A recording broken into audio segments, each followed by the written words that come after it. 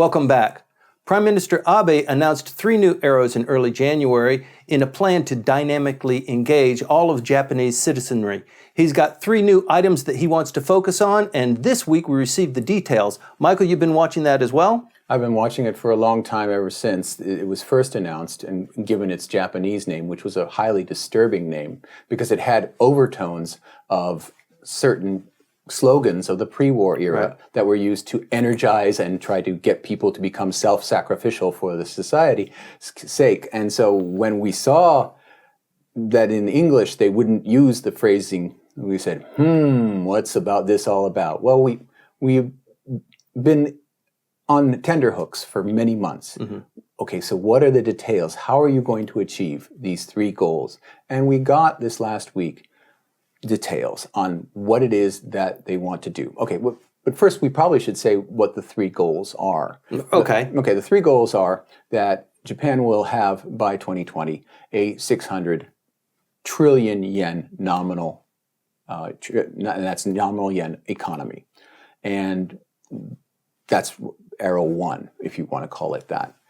Then there's arrow 2, which is to have the birth rate per woman rise from its current rate, which is 1.46 births per woman, which is not entirely out of whack with the birth rates all around the East Asian region, to a much higher rate of 1.8. Right. And that is the second arrow. And then the third arrow, trying to stop people leaving the workforce in order to take care of elderly parents, elderly spouses, that people who are currently part of the workforce stay there, and instead that there are caregivers or something that takes care of these caregiving needs. Those are the 3 arrows. And everybody's saying, okay, great, those are the goals. How do you get there? Right. Well, last week we got the slides. We got the slideshow. And first off, I don't know if the English language has been prepared, but the Japanese ones have, and they are atrocious to read. They are absolutely the worst concatenation of arrows and boxes and bullet points, all on 2 A4 pages, which outlines the entire concept in a way that you just simply say, I don't understand any of it. Right. But it's all there, supposedly. And once you pick your way through it, the analyst Tobias Harris in Washington said, if anyone's doubting, this is industrial policy, you know, and it is. It's the picking of winners and losers in the economy. Yes, we have these goals which are fairly useful social goals of a larger pie which to share out of, a 600 trillion economy, a more stable future workforce with a higher birth rate per woman, and the ability of people to stay in the workforce once they get in. Great. But to get there, we're going to be picking winners and losers. We think robotics is important, so we're going to do a lot of stuff with robotics. Right. We're going to raise salaries of daycare workers, whether they're for children or for elderly people. We're going to do all of these things. And it's a tremendous list of let's say pet projects. Right. It is industrial policy, and the impact of these actions that the government is initiating will go 30, 40, 50 years into the future. And the thing is, it's an industrial policy, and it's a picking of winners and losers that's really different. Okay, a lot of people in Japan look at how technology has been pushed forward in the United States. Right. And a lot of this particular administration, the Abe administration, there's a lot of interest and emphasis on how the United States Defense Department has pushed technology transformation. And so they want to do industrial policy successfully. Successfully. And there's been a relaxation of rules on universities and the Ministry of Defense working together. And they want to recreate something like what the United States has with the DARPA or with its many other research programs, that there are useful cutting-edge technologies and cutting-edge systems that are coughed out regularly.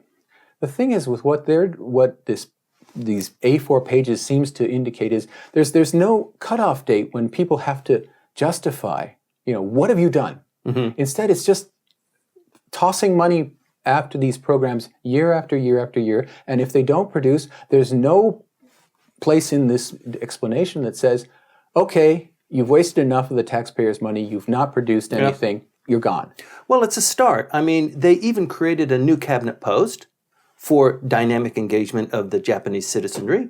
They have a new minister of state who is spearheading this, so it's taken him 4 months to come up with this plan. But, I mean, the problems that are facing Japan are so huge and so intractable. I mean, you need something of this nature to kind of really engage. I mean, getting the birth rate from 1.4 to 1.8, I mean, is that even feasible in 20 years? Well, it looks more feasible, but whether it's significant or not is the issue. For example, Sure, because 20 years, you've got children, you don't have workers. yes, that's true. The question of the time lag of when the extra births will lead to an increase in the number of workers. That's correct.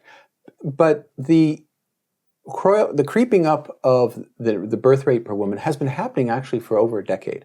It reached a nadir about 10 years ago at 1.26. But now it's up to 1.46 without the government doing much of anything in order to get there. So I'm sure that there are people within the administration saying, see, without us doing anything, it's already climbing. So us having this goal of 1.8, it's not, and if we have enough incentives, we're going to make it.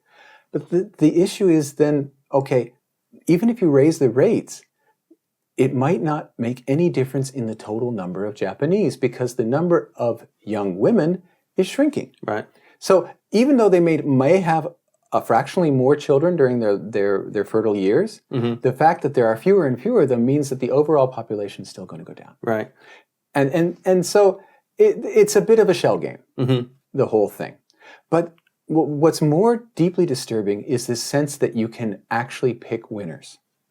That is built into this concept. There's no concept that competition creates very vital forces within the economy that compete for resources, and it's from out of this competition that you get some technologies that survive and others that are dropped off, that there is some kind of market force that will impose some kind of discipline. Instead, this looks just like a make-work program. Yeah, maybe. I don't know. I mean, isn't that the foundation of the Japanese miracle? I mean, that the Ministry of International Trade and Industry picked winners. But they knew where they were going in that era. They looked at the United States and all the technology it had, and we said, we want to go there. It's easy to do that.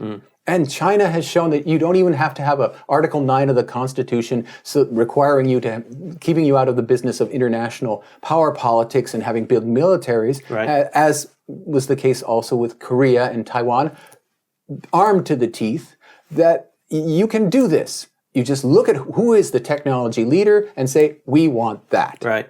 But that's not what Japan is trying to do. It's trying to leapfrog into the next generation where no one has been. Okay. They've done that in the past. I think that's the dream and the vision of the Prime Minister. But what if you're wrong in the decision that you make about a particular technology? We have, for example, an obsession here with humanoid robots. Right. Robots that mimic human behaviors, whether it's the pepper robots and their basic strange way of engaging in conversations, whether it's the creepily lifelike humanoid robots that they're now using as, in some places, as receptionists in hotels and things like that. No one else is doing that. No one else is interested in that. And sure, we have this Galapagos effect again, where the Japanese engineers say, oh, this is really cool, let's do this, and someone pays for it, and they get it, and it's unsaleable for the rest of the world. That's what I'm looking at, the dynamic engagement of all the citizens, and that's what I'm seeing. It's a make-work project. It's not a project to dynamically bring the Japanese economy and people into the 21st century. Well, it's got to be, because otherwise this place is just going to go down a hole. I mean, they're not producing enough to sustain the economy. The trade machinery requires that sort of thing, and they're not going to. I mean, one of the things I like about the title, about the dynamic engagement of Japanese citizenry, is that it tells you it's for the Japanese. It's not for immigration. We're going to do it. We're going to engage the women workforce, which has been basically underutilized. We're going to get the people who have been taking care of their parents back into the economy. We're going to do this through self-help, and if we require robots to do that, I'm rather hopeful that they will achieve some breakthroughs there and sell robots throughout the world. It seems to me very unlikely.